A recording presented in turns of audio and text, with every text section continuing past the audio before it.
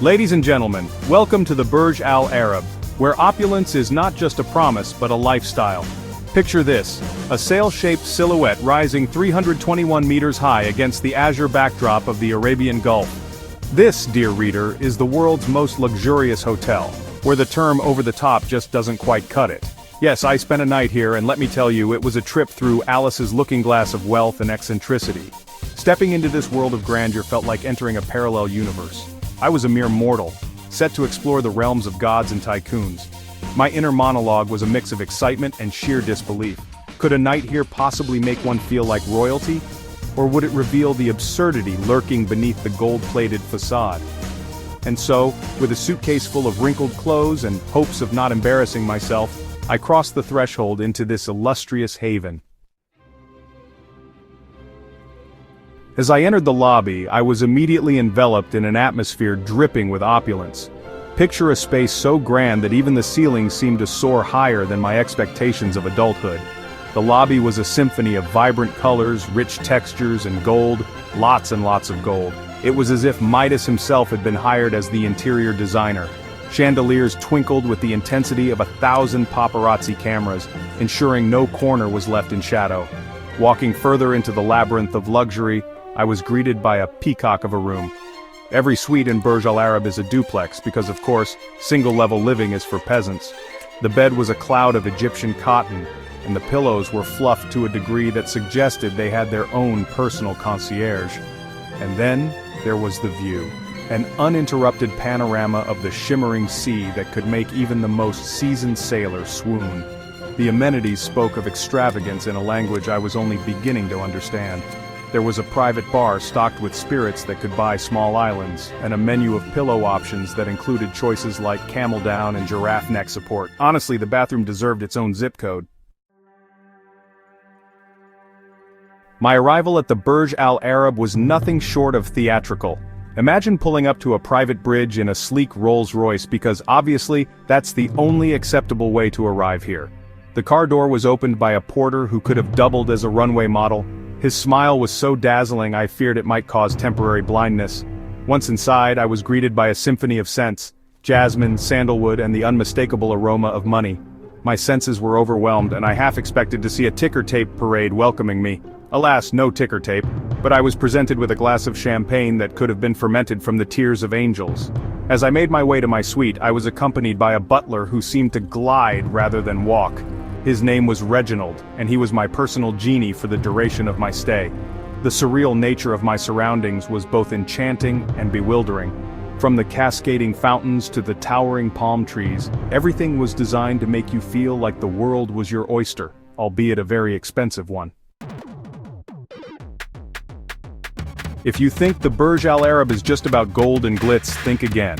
It's a living, breathing testament to the phrase "more is more." One of the standout features is the gold-plated iPad that's given to you upon arrival. Because why use a regular iPad when you can have one that's as gaudy as a Vegas showgirl? Let's not forget the in-room aquarium, because nothing says home away from home like a mini ocean teeming with exotic fish. It's like having a piece of Finding Nemo in your living room, only with more bling. The bathroom is another marvel of excess. It boasts a gold-plated toilet, which is both a triumph of engineering and a monument to human vanity. One can't help but chuckle at the thought of sitting on a throne more ornate than anything found in Buckingham Palace. Of course, the piece de resistance is the butler service. Reginald was always just a bell's ring away, ready to fulfill any whim or fancy. It was both exhilarating and slightly terrifying to have someone at my beck and call, a reminder of just how far from the norm this night truly was. Section 5, Everyday Comparisons, From Ordinary to Absurd. As I lounged in my palatial suite, I couldn't help but draw comparisons to my humble abode back home. The Burj Al Arab was a world where even the most mundane object had undergone a transformation worthy of a fairy tale. Take the minibar, for instance. In my everyday life, a minibar consists of a couple of dusty beers and a questionable packet of mixed nuts. Here it was a treasure trove of rare vintages and gourmet snacks that required a second mortgage to enjoy. Then there was the bed. At home, my mattress is a relic from a bygone era, likely held together by sheer willpower and duct tape. The bed at the Burj Al Arab, on the other hand, was a cloud-like haven that could coax even the most stubborn insomniac into a blissful slumber. The bathroom was another area where the differences were stark. My shower at home is a humble affair, with water pressure that can best be described as a gentle trickle. Here the shower was a waterfall of biblical proportions, with settings that range from gentle mist to firefighter's hose. And let's not forget the service. At home, I'm the butler, maid, and chef, all rolled into one. Section 6. Unexpected and absurd moments.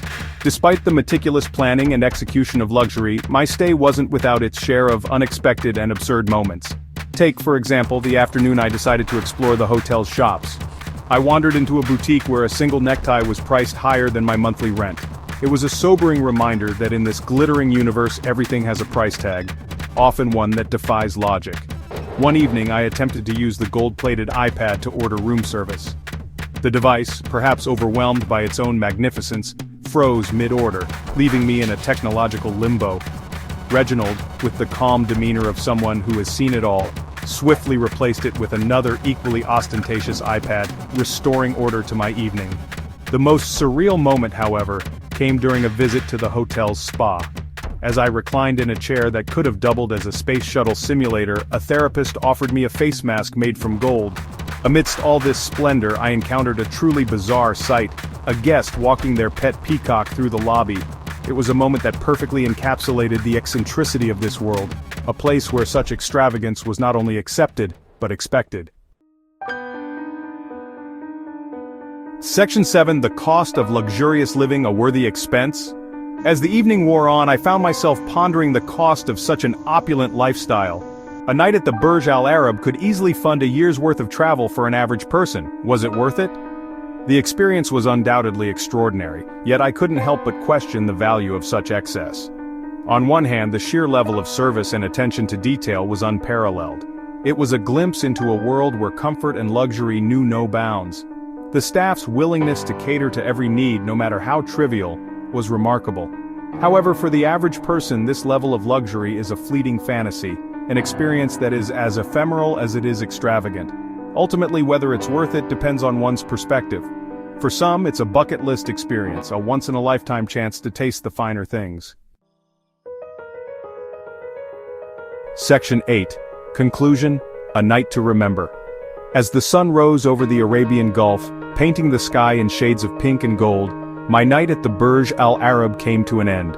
It had been an unforgettable journey into a world of unparalleled luxury, one filled with laughter, wonder, and a touch of disbelief.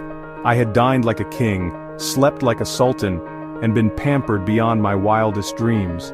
In a world where luxury is often equated with happiness, the Burj Al Arab stands as a testament to the lengths we go to in pursuit of perfection. Yet it is also a reminder that life's most precious moments are often the simplest. As I checked out, I couldn't help but smile at the absurdity and extravagance of it all. A night at the Burj Al Arab is not just a stay, it's an adventure, an exploration of the heights of human imagination and the depths of our desire for luxury. Section 9. Reflection: Luxury versus reality. Returning to the real world after a night in such luxury was akin to waking from a dream. The stark contrast between the opulent life and everyday reality was both jarring and humbling. It was a reminder that while luxury is dazzling, it is not the ultimate measure of happiness. The laughter of friends, the warmth of a home-cooked meal, and the comfort of familiar surroundings are treasures that no amount of gold can replace. In the end, a night at the Burj Al Arab was more than just an experience, it was an opportunity to reflect on the nature of luxury and its place in our lives. It was a chance to appreciate the simple joys and the beauty of the ordinary, even amidst the allure of extravagance. As I settled back into my routine, the memories of that night lingered, an enduring reminder of a world where fantasy and reality danced a delicate waltz. And while I may never live in such luxury again, the experience has left me with a newfound appreciation for the richness of everyday life and the humor that keeps it all in perspective.